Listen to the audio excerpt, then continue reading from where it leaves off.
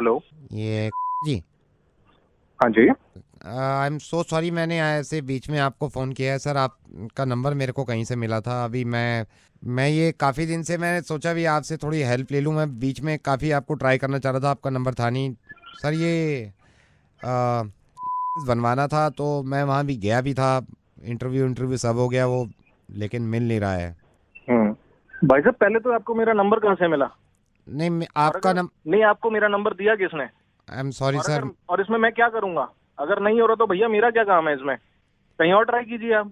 मतलब मैंने आपसे इसलिए फ़ोन किया था, मैंने तो आपको एक वजह से फ़ोन किया था नहीं नहीं, सर। मेरे मेरे पास क्यों फोन किया आपने? जो आपका काम नहीं हो रहा वो वहां जाके कराइए, मैं क्या करूंगा इसमें? नहीं सर, उन्होंने तो मना कर दिया है कि नहीं हो पाएगा। उन्होंने मना कर दिया तो मैं क्या करूंगा इसमें? तो आप करा देते सर। नहीं, मैं नहीं करा सकता ना। ये जो काम जिसका है वही कराएगा। मैं नहीं करा सकता ये काम आपका। आप वहीं पे जाके ट्राई कीजिए। Sir I am sorry but sir कुछ ले दे के नहीं, इसमें अगर आप। सॉरी? ये क्या बदतमीजी है? क्या ले दे के?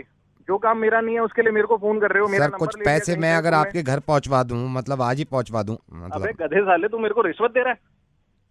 तेरे को पता है तू क्या बात कर रहा है? सर वो 2 मिनट के अंदर अंदर करवा सकता हूँ मैं। हिम्मत कैसे हुई तेरी रिश्वत की बात करने की मेरे से? सर क्योंकि आप सरकारी एम्प्लॉय हो इसलिए मैंने क्यों? रिश्वत की बात कर ली। तो क्या क्या क्या सारे सारे सरकारी एम्प्लॉय रिश्वत लेते हैं? तो फिर ये कैसे हो गया कि हर मुसलमान टेररिस्ट हो गया? तो फिर ये कैसे आपने पोस्ट कर दिया कि हर मुसलमान टेररिस्ट होता है, इनको देश से निकाल दो?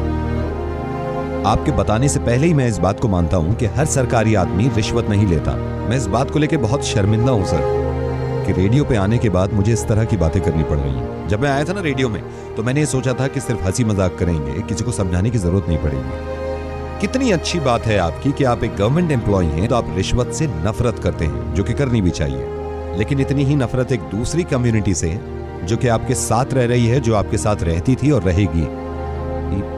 साहब, मैं रेडियो मिर्ची से नवेद बोल रहा हूं और मुझे लगा कि मैं इस तरह आपको समझाऊंगा तो शायद आपकी समझ में आ जाए।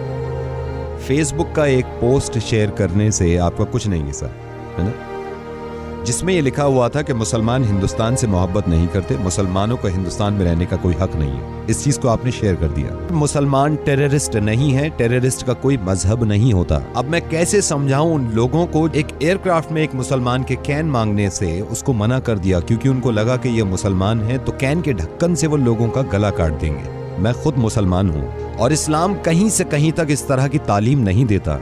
मैं आपको सही बताऊं, इस्लाम गले काटने की नहीं, गले मिलाने की बात करता है। बल्कि किसी भी मजहब में एक दूसरे से नफरत करना और एक दूसरे को मारना ये कभी नहीं बताया जाता। हिंदू, मुस्लिम, क्रिश्चियन, बुद्धिस्ट के घर घर जाके नहीं कह सकता मैं कि एक दूसरे से मोहब्बत कर लीजिए। और उन लोगों से भी मेरी नाराजगी है जो मुसलमान होके हिंदुओं से नफरत करते हैं और इस बात को बढ़ावा देते हैं कि हिंदुओं से नफरत करो, उनसे नाता खत्म कर दो।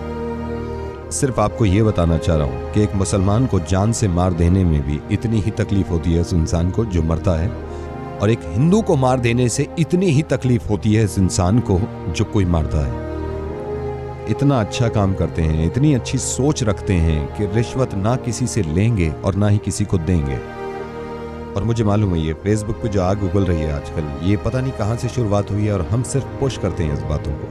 जरा सोचिए, अगर आपको इस बात का अंदाजा हो भी गया कि आपने गलती करी, तो आप जिम्मेदार हैं उन 150 लोगों के जिन्होंने ये जाके शेयर किया है। और अब आपकी जिम्मेदारी बनती है कि हर किसी को जाके बताएं कि नहीं, मुसलमान गलत नहीं होते, मुसलमान साथ में रहते हैं, मुसलमान एक दूसरे से मोहब्बत करना जानते हैं। अगर हमारे मुल्क में या दुनिया में कहीं भी कोई इंसान कोई गलत काम करता है तो उसके बाद फिर ये नहीं देखना चाहिए कि ये हिंदू है, मुसलमान है, ईसाई है, बुद्धिस्ट है। उसकी सजा एक इंसान के तौर पे उसको मिलनी चाहिए कि ये काम इसने गलत किया है। अगर आपके हिसाब से इस दुनिया को भगवान ने बनाया है और सारे बंदे भगवान के हैं, और अगर मेरे हिसाब से इस दुनिया को अल्लाह ने बनाया है और सारे ही अल्लाह के बंदे हैं, तो हम में से किसी को भी यह हक नहीं है कि अल्लाह या फिर भगवान के बंदे को हम तकलीफ पहुंचाएं। एंड आई एम सॉरी अगर कोई बात बुरी लग रही है आपको। मुझे इस बात पे ही बहुत ज्यादा खुशी है। यह भी हो सकता था कि आप फोन डिस्कनेक्ट कर देते अगर आपकी जहनियत वैसी होती, लेकिन कहीं ना कहीं मुझे ये लग रहा है कि आप बात को समझ रहे हैं। आप इस बात को बिल्कुल गलत मत समझिएगा कि मैं एक मुसलमान होने की वजह से फोन कर रहा हूं। मैं एक इंसान होने की वजह से फोन कर रहा हूं। किस तरह दुनिया को ये समझाऊं कि कोई साहिबा अगर बुर्का पहने हुए हैं तो उनसे डरने की जरूरत नहीं है। किसी इंसान की अगर दाढ़ी है तो जरूरी नहीं है कि बॉम्ब उसके पास है, क्योंकि जो इंसान अल्लाह के खौफ से दाढ़ी रखता है वो किसी का दिल नहीं तोड़ सकता, बॉम्ब से तो क्या उड़ाएगा। फेसबुक पे न जाने किसने ये शुरुआत करी थी एक इंसान के फोटो के साथ। मुझे इस बात से बहुत ज्यादा खुशी है कि मैं जिनके साथ काम करता हूं आधे से ज्यादा हिंदू हैं। 10 साल हो गए मुझे, 10 साल हो गए, आज तक छोटी सी शिकायत ना मुझे उनसे मिली ना उन्हें मुझसे मिली। इससे ज्यादा बड़ा एग्जाम्पल हो नहीं सकता हमारी मोहब्बत का। नावेद, आपसे वादा करता हूँ कि मैं लोगों तक ये मैसेज पहुंचाऊंगा कि ये काम ना करें और ये सब गलत है। बहुत बहुत शुक्रिया, धन्यवाद, थैंक यू सो मच। अब मैं आपसे कुछ कहना चाहता हूं जो सुन रहे हैं। एक दूसरे से इतनी नफरतें करने के बाद मुझे तो यही अंदाजा हुआ कि कोई हिंदू, कोई मुस्लिम, कोई ईसाई है। क्या सबने इंसान ना होने की कसम खाई है? प्लीज इंसान बन के रहें।